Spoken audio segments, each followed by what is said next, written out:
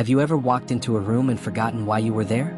You stare into space, trying to remember what you came for, and it's gone. Now imagine someone who remembers everything. Every sound, every word, every room they've been in since birth. They don't forget. They don't pause. They don't blank out. That's the kind of memory most people believe is reserved for geniuses, savants, or anime characters like Ayanokoji Kiyotaka, the cold, calculating prodigy from the White Room. But here's the truth. Your brain is far more powerful than you've ever been told. And today we're going to unlock its full potential, not with fantasy, but with science, psychology, and deliberate practice. By the end of this video, you'll understand exactly how memory works at the brain level, why emotions shape what you remember, how caffeine and cold showers can lock in knowledge, why social media is erasing your memory in real time, and how to train your brain to memorize faster, deeper, and longer, even if you've always thought your memory was bad. This is not about becoming superhuman. This is about becoming the version of you that never forgets what matters. Memory is not a storage box. It's not a hard drive. And it's definitely not just about remembering things. Memory is a filter, a gatekeeper. Right now, your brain is flooded with thousands of inputs. The sound of this voice, the light from your screen, your body position, the temperature, the background noises. But your brain lets most of that information slip away. Why? Because memory is selective. It only keeps what it believes is important for your future survival or future action. So what decides what's important? Emotion, attention, relevance, and repetition. That's why some moments stay with you forever, like the first time someone broke your heart or the sound of your favorite childhood song. And others disappear seconds after they happen. Now here's the key insight. If you can understand how the brain chooses what to keep, you can manipulate it to choose better. When you experience something, a sound, an image, a fact, your nervous system translates it into electrical signals. These signals travel across neurons, your brain's communication wires, and form a pattern. If that pattern is repeated enough, or if it's emotionally intense, it gets encoded.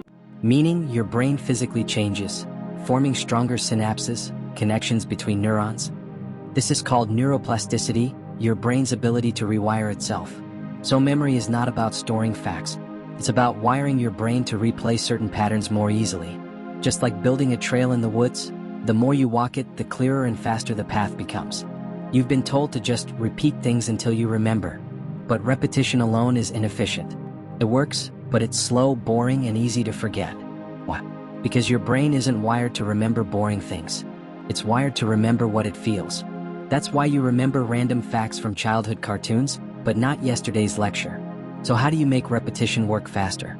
Use emotion, use shock, use contrast. And here's a trick. Pair repetition with something physiologically arousing, like caffeine or cold exposure.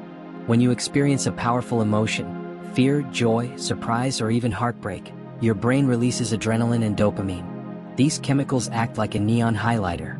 They say, this moment matters. Store it. So if you want to remember a new fact, a name, or a concept, do it right after a jolt of emotion. Here's how. Watch a short emotional video before studying. Take a cold shower right after learning something important. Drink a small cup of black coffee immediately after a study session. Or do something intense, like a quick sprint, a burst of push-ups, or even an intense breathing session. The result? Your brain says, something important just happened, encode this. This is how elite memory athletes remember hundreds of digits in seconds. Not with raw talent, but with mental anchors tied to strong stimuli. You're in a meeting. A name is mentioned once, and 5 minutes later, you've already forgotten. Try this instead, the mental snapshot. When you hear something you want to remember, stop. Look directly at it, the face, the word, the location. Then imagine taking a photograph with your mind. Now close your eyes and see the picture. Then describe it to yourself, out loud or silently. This activates both your visual cortex and auditory processing, which means your brain is using multiple sensory inputs to encode the data. That alone can double your recall. Taking mindless photos doesn't work, but conscious photography does. Improve your memory baseline, long-term rewiring. But how do you raise your memory permanently? There's only one path. You need to physically change your brain structure over time. How? Spaced repetition, review information at increasing intervals. Don't cram. Instead, revisit it after 1 day, then 3 days, then 1 week. This strengthens the memory trace. Sleep, deep sleep consolidates memory. You literally replay and reinforce your learning during certain sleep cycles. Aim for 7.5 to 8.5 hours a night. Cardiovascular exercise, this is the game changer. Studies show that aerobic exercise creates new neurons in your hippocampus, the part of your brain that stores long-term memory. Just 3 hours a week of brisk walking, cycling, or jogging is enough. And if you time it 1 to 3 hours before learning, even better. Your brain becomes a sponge, learning something new every day, a new word, a new route, a new person. This keeps your brain plastic, adaptable, and primed for retention. The silent memory killer, social media. Because even if you do everything right, one bad habit can destroy your memory without you noticing. And it's this: digital overload. When you scroll through TikTok, Instagram, or YouTube Shorts, you're flooding your brain with novelty. Each swipe gives you a tiny dopamine hit, but it also resets your attention span. You train your brain to forget fast, to move on, to skip depth. Over time, your memory circuits shrink, and you become mentally lazy, relying on Google instead of recall, outsourcing your brain to a machine. The solution? Turn off notifications. Limit passive scrolling to 15 minutes a day. Practice digital fasting. Go 1 full day without social media every week. Meditation for memory growth. Sounds cliche, but meditation is not just about peace. It's about neurogenesis. It grows the parts of your brain involved in learning, like the prefrontal cortex and hippocampus. Start with 5 minutes a day. Focus on your breath. When your mind wanders, bring it back.